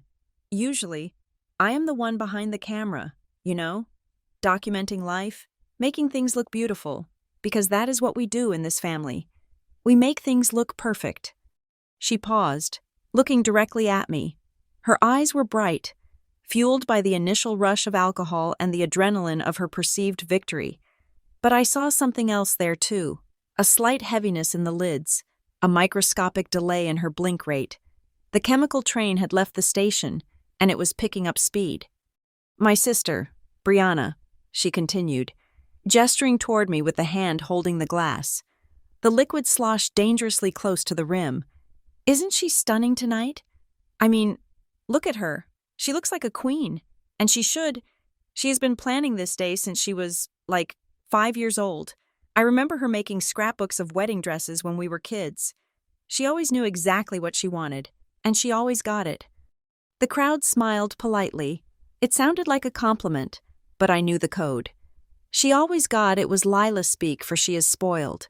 It was the narrative she had fed our parents for years. Lila took a sip. I watched her throat work as she swallowed. That was another 10 milligrams. "And now?" "She has Grant," Lila said, turning her gaze to my husband. She leaned heavily on the podium for a second. correcting her balance. Dr. Grant Whitmore. The Whitmore family. I mean, talk about a fairy tale upgrade. Brianna has always been ambitious. Haven't you? Bree? She has always wanted the best grades, the best job, and now, the best name in Port Waverly. The room grew quieter. The air shifted. The guests, mostly comprised of Grant's family and colleagues, were sophisticated people. They understood nuance. They could hear the envy dripping off her words like grease. A few people at table 3 exchanged glances. Vivian Whitmore stopped smiling. She picked up her wine glass and took a slow, deliberate sip, her eyes narrowing as she assessed the woman on stage. Lila did not notice the temperature drop. She was in her own world, a world where she was the truth-teller unmasking the fraud. "But seriously," Lila said, her voice dropping an octave. She swayed again. This time, it was more pronounced. Her heels seemed to slide on the carpet, and she had to widen her stance to keep her footing. "It is a lot of pressure, right?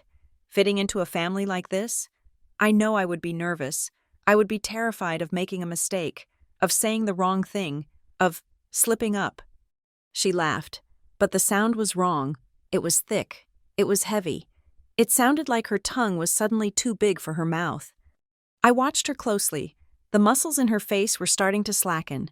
The crisp, practiced smile she had plastered on was beginning to droop at the corners. She blinked rapidly. Once, twice, 3 times, as if trying to clear a sudden fog from her vision. The drug I had chosen, or rather, the drug she had chosen and I had redirected, was a powerful sedative often used to treat severe insomnia. Combined with the 3 glasses of champagne she had consumed throughout the day, the effect was exponential. It attacked the motor centers first, then the speech centers. Lila looked at her glass. She frowned.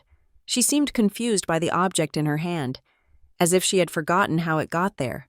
Then, sensing the silence of the room, she tried to recover. She tried to pivot back to the script. "But, family is everything," she said.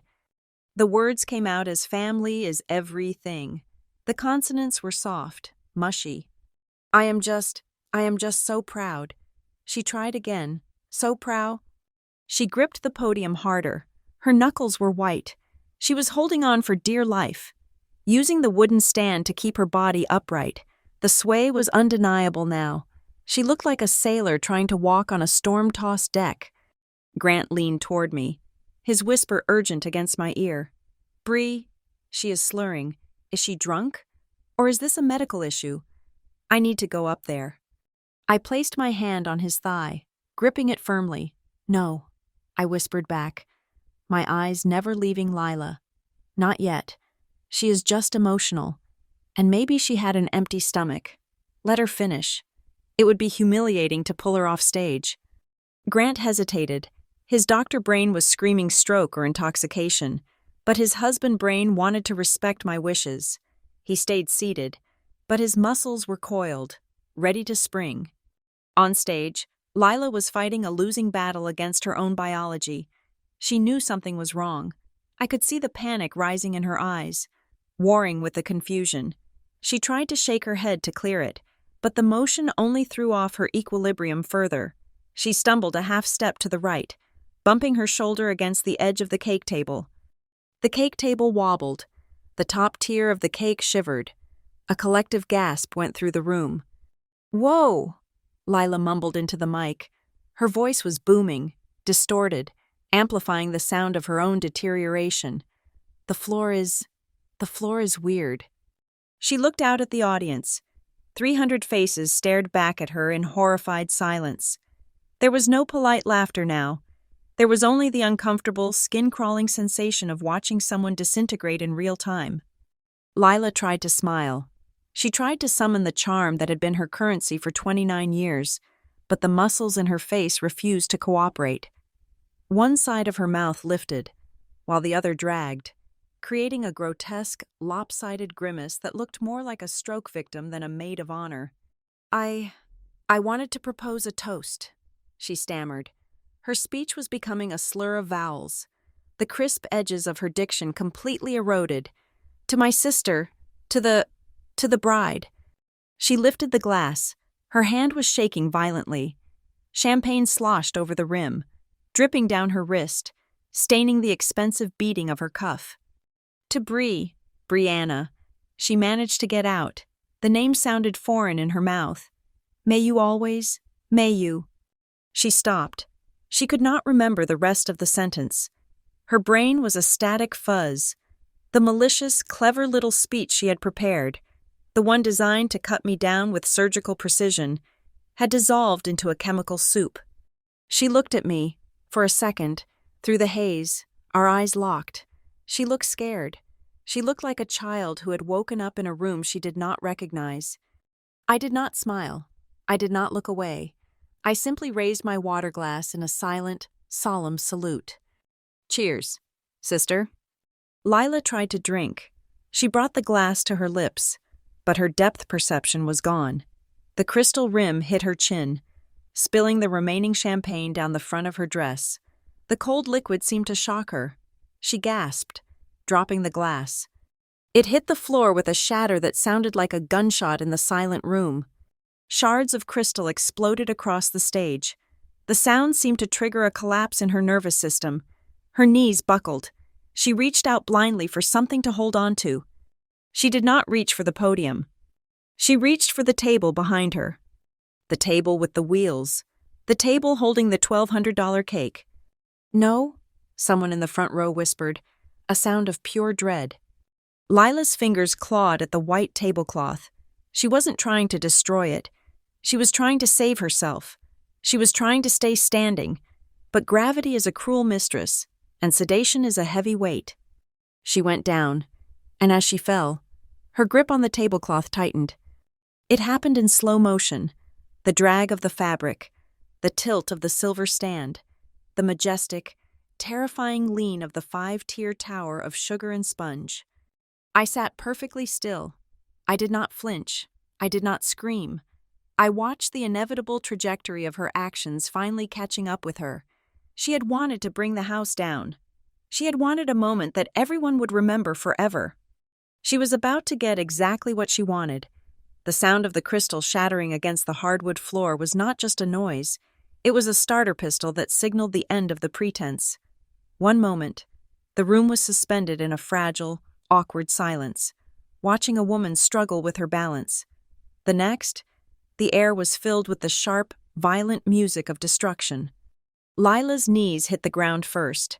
It was a heavy, ungraceful thud that vibrated through the floorboards. But her hands, desperate for purchase, were still gripping the damask tablecloth of the cake table. As she went down, she took the fabric with her. Gravity, indifferent to price tags or aesthetics, claimed its prize.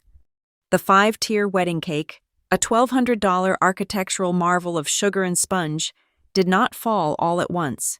It tipped with a terrifying, majestic slowness. The top tier slid off first, hitting the stage with a wet slap. Then the silver stand gave way.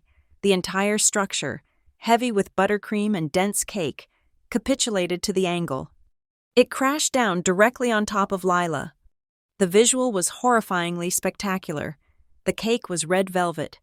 As the tiers exploded on impact, chunks of deep crimson sponge and white icing sprayed outward in a violent radius. To the uninitiated eye, and certainly to the gasp of 300 horrified guests, it looked like a crime scene. Lila lay sprawled in the center of it, her $800 beaded dress smeared with red and white, her limbs tangled in the tablecloth. The silence broke. Screams erupted from the front tables. People jumped out of their chairs, knocking over their own glasses. But amidst the chaos, there was a sound that was even more jarring than the screams. Click, click, click, click, click. The photographers, they reacted on instinct. They had been paid to capture the memorable moments of the night, and this was undeniably memorable. The flashbulbs popped in rapid succession, illuminating the carnage in harsh, strobe light bursts. In every flash, I saw a freeze frame of the disaster. Lila's shocked face smeared with icing, the red cake looking like visceral gore, the debris field of crystal and sugar, She had wanted to be the center of attention. She had wanted to be the star of the visual narrative. Now, she was immortalized in a scene that looked less like a wedding and more like a car crash. Grant was moving before the first scream had fully faded. He vaulted over the corner of the head table, abandoning his jacket on the back of his chair. He didn't run like a husband. He ran like a trauma resident responding to a code blue. "Call an ambulance," he barked, his voice cutting through the noise with authority. "Give me space. Back up. Everyone back up." He reached Lila in 3 strides.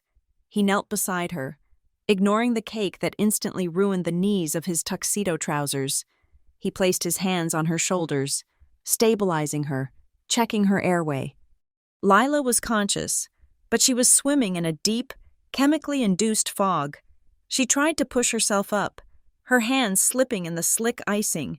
She looked like a creature emerging from a swamp. Her eyes were rolling back, struggling to fixate on Grant's face. The microphone stand had fallen with her. The wireless mic, still live, lay on the floor just inches from her face. It was buried partially in a pile of napkins, but the receiver was clear. The feedback loop shrieked for a second, a high-pitched squeal that made everyone cover their ears, and then it settled into a low, electric hum. Grant leaned over her, checking her pupil response. "Lila, can you hear me? Look at me. What did you take? Did you hit your head?" Lila blinked, her head lolled to the side, facing the microphone. I, she mumbled. The speakers amplified her voice, turning her confused whimper into a booming confession that reached the back of the ballroom. "It is wrong," she slurred. The room went deathly silent.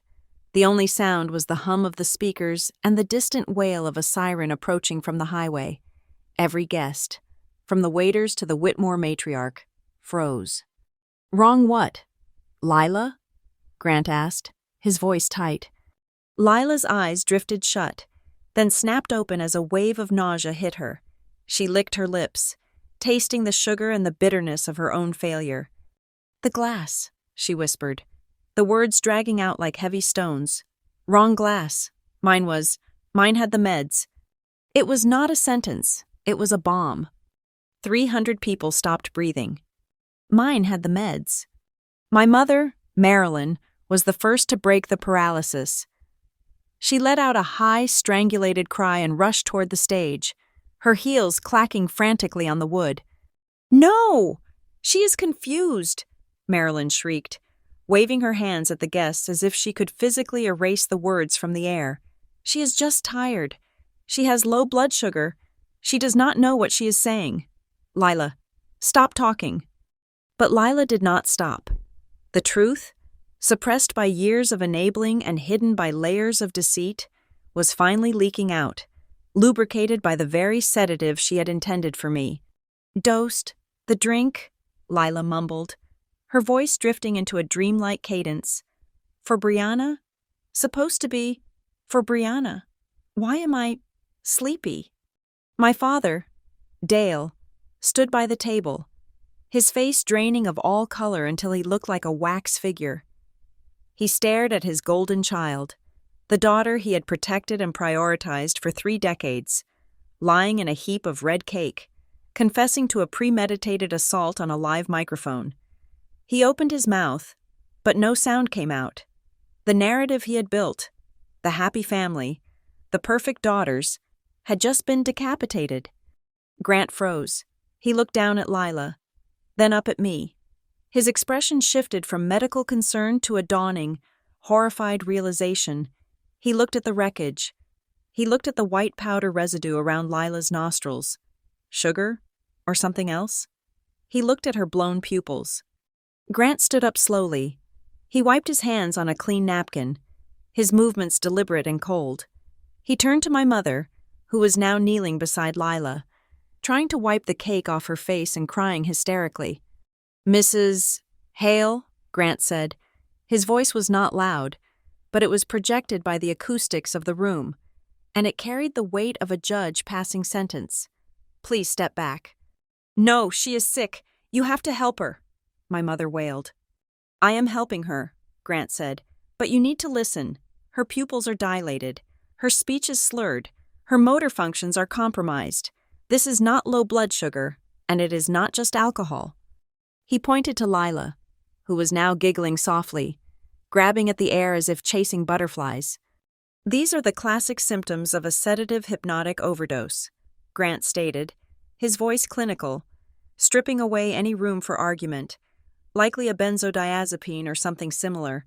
Combined with alcohol, it causes rapid ataxia and confusion. She just admitted it. She dosed the glass. Vivian Whitmore stood up. She did not rush. She did not scream. She simply stood, smoothed the front of her silver gown, and looked at my parents with an expression of such profound disdain that it probably lowered the room temperature by 10 degrees. "Dosed?" Vivian repeated, the word cutting through the room like a scalpel.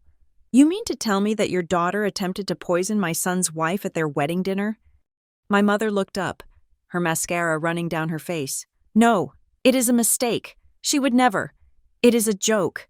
She is just stressed."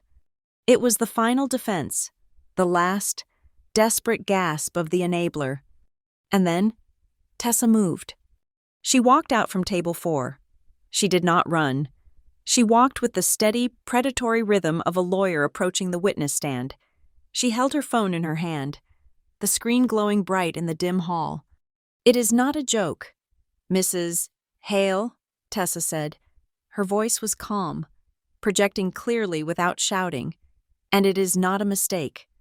She stopped at the edge of the dance floor, addressing the room, addressing the Whitmores, addressing the lie. "I have the audio recording of this entire event," Tessa said, lifting the phone. "But more importantly, I have the receipts." She tapped the screen and turned it toward my father. "I have screenshots of the text messages where Lila bragged to her friends about, and I quote, drugging the Ice Queen to see if she melts.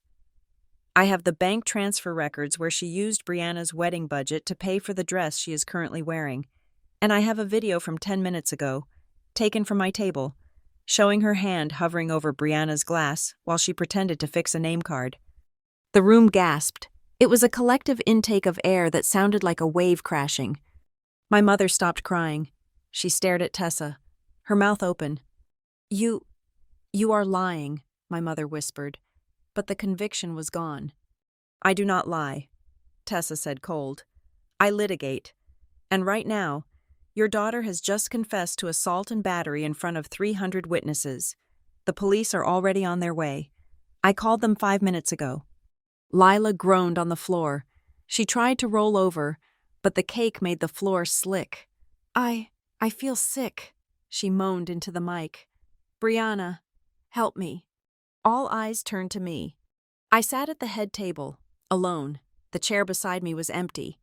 The glass of champagne, the safe one, sat untouched near my hand. I looked down at my sister. I saw the red cake smeared across her face like a gruesome mask. I saw the ruin of the wedding I had paid for. I saw the absolute destruction of her reputation, broadcast live to the people she desperately wanted to impress. My mother looked at me, her eyes pleading, "Brianna, do something. Tell them it is not true. Help your sister." For the first time in my life, the guilt did not come. The familiar pressure to fix it, to smooth it over, to take the blame so the family could pretend to be whole, was simply absent. In its place was a quiet, profound relief. I stood up. I smoothed my own dress. I looked at Grant, who was watching me with a mixture of awe and protective fury. I looked at Vivian Whitmore, who gave me a sharp, approving nod. Then I looked at my mother. "I cannot help her. Mom," I said. My voice was not amplified, but in the dead silence of the room, everyone heard it. "Why?" my mother sobbed. "She is your sister." "Because," I said, pointing to the shattered glass on the floor, "she just told you. That drink was meant for me." I picked up my clutch. I stepped down from the riser. I walked past the mess, past the red velvet carnage, past the sobbing mother and the stunned father. I walked toward Grant. "She did not trip," I said, loud enough for the back row to hear. "She fell into a hole she dug for me." I reached Grant. He took my hand, his grip crushing. an anchor in the storm. "Are you okay?" he asked, searching my face. I looked back at the stage one last time. Lila was passing out now, the sedative finally claiming her consciousness, leaving her slumped like a broken doll in the wreckage of her own envy. "I am fine," I said. I did not drink it. The sirens outside grew louder, finally cutting through the silence. The flashing red and blue lights began to dance across the windows of the ballroom, mixing with the amber glow of the chandeliers. The party was over. The trial had begun. The red and blue lights of the ambulance pulsed against the high windows of the ballroom, turning the crystal chandeliers into strobe lights of emergency and disaster. The paramedics moved with a chaotic efficiency, lifting Lila onto a stretcher. She was barely conscious, mumbling incoherently, her expensive dress ruined by red velvet cake and the consequences of her own malice. As they wheeled her out, the vacuum of silence she left behind was instantly filled by the shrill, frantic energy of my parents. Dale and Marilyn Hale looked like they had survived a plane crash. They were trembling, pale, and terrified. But as the double doors swung shut behind the stretcher, their fear curdled into the only other emotion they knew how to process: blame. My mother spun around to face me. Her mascara was running in dark rivets down her cheeks, but her eyes were hard. "How could you?" she hissed, her voice shaking with a mixture of grief and accusation. "She is your sister. Brianna. You saw her drinking it. You knew. You just sat there and watched her destroy herself. Why did you let her do it?" My father stepped up beside her.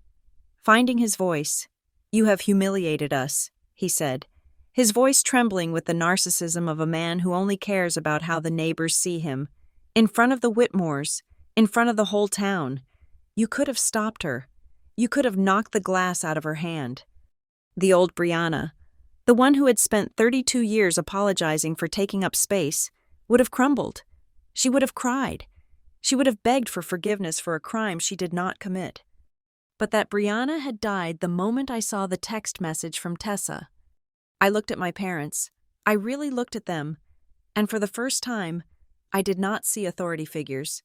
I saw two scared, small people who had spent a lifetime bullying the wrong daughter. I did not let her do anything.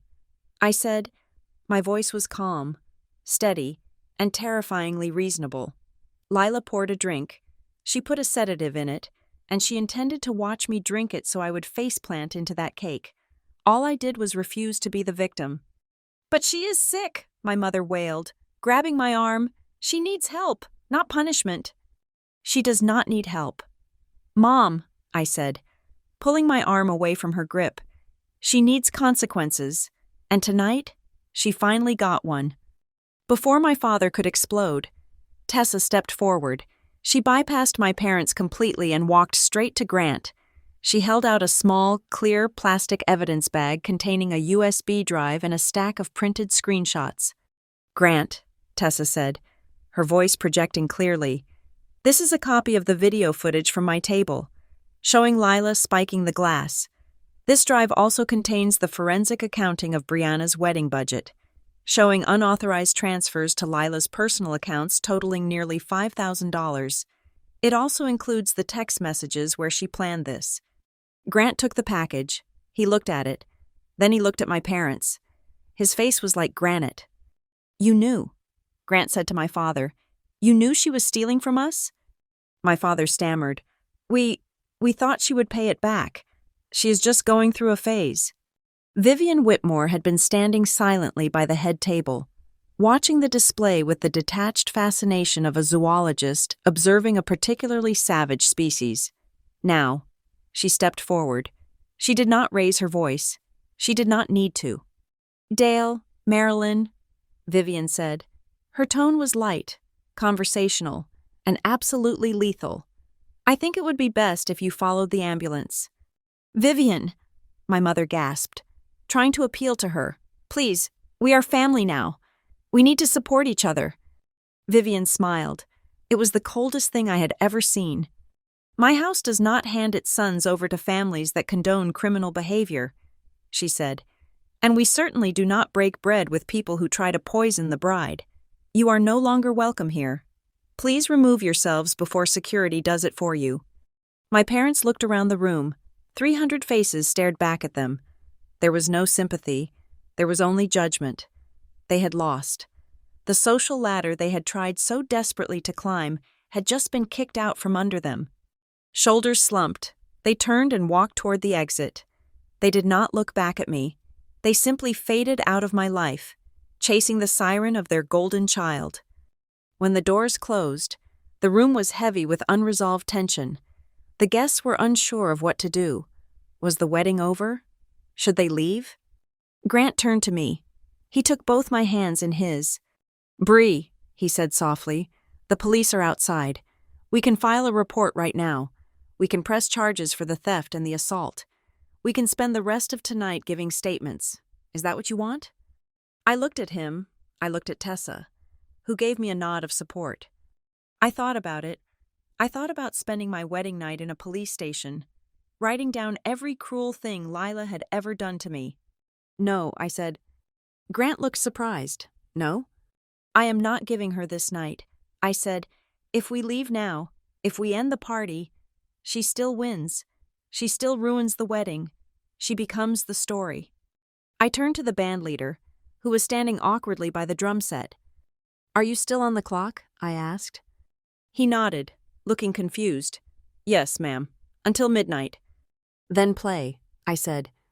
I walked over to the microphone stand, the same stand where my sister had collapsed. I picked up the fallen mic. I signaled for the sound engineer to turn it back on. The feedback whined for a second, then cleared. I looked out at the 300 guests. They were silent, waiting. "I am sorry for the interruption," I said. My voice was strong. It did not waver.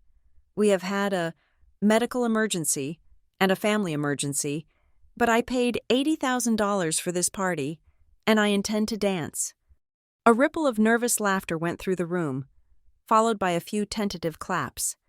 "I know what you all just saw," I continued. "You saw the end of a very long, very painful chapter of my life. For a long time, I thought family meant enduring abuse because you shared the same last name. I thought loyalty meant letting people hurt you."